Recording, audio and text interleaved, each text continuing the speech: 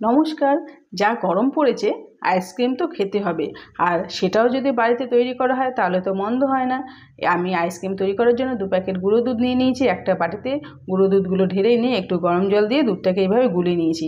তারপরে গ্যাসের ওপর দুধের বাটিটা বসিয়ে দিলাম, স্বাদ মতো চিনি দিয়ে দিলাম। আপনারা এটা কম বেশি করে নেবেন। এইভাবে দুধটাকে জাল দিয়ে দিয়ে ঘন করে নিতে হবে।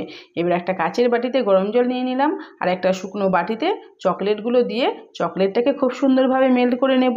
দেখুন বন্ধুরা, চকলেটটা মেল্ট হয়ে গেছে। এবার নিয়ে নিয়েছি চায়ের কাপ। যেসব চায়ের দোকানে আমরা কাপে চা খাই, সেই কাপে কিন্তু আজকে আমি আইসক্রিমটা তৈরি করে নেব।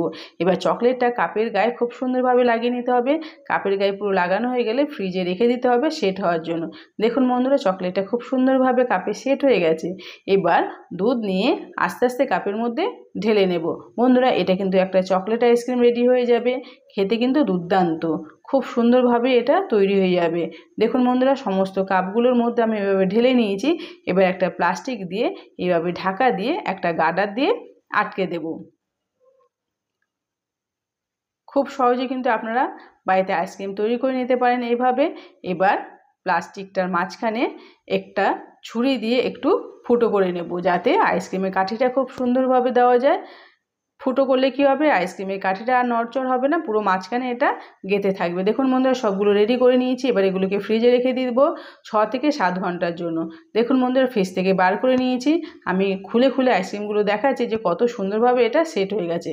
প্রথমে গার্ডারটা খুলে দিলাম, এবার প্লাস্টিকটা সরিয়ে দিয়ে কাগজটাকে ছিঁড়ে নেব।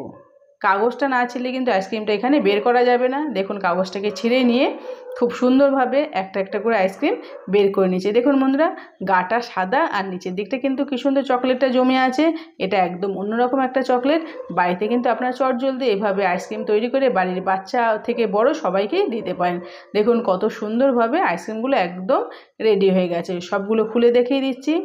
একদম মিল্কি আইসক্রিম, তার মধ্যে আবার চকলেট, খেতে তো দারুণ হবে। দেখুন বন্ধুরা, সবগুলো একদম প্লেটে আমি সাজিয়ে দিলাম। বন্ধুরা, আজকের এই আইসক্রিমের রেসিপিটি আপনাদের কেমন লাগলো অবশ্যই কমেন্টস করে জানাবেন।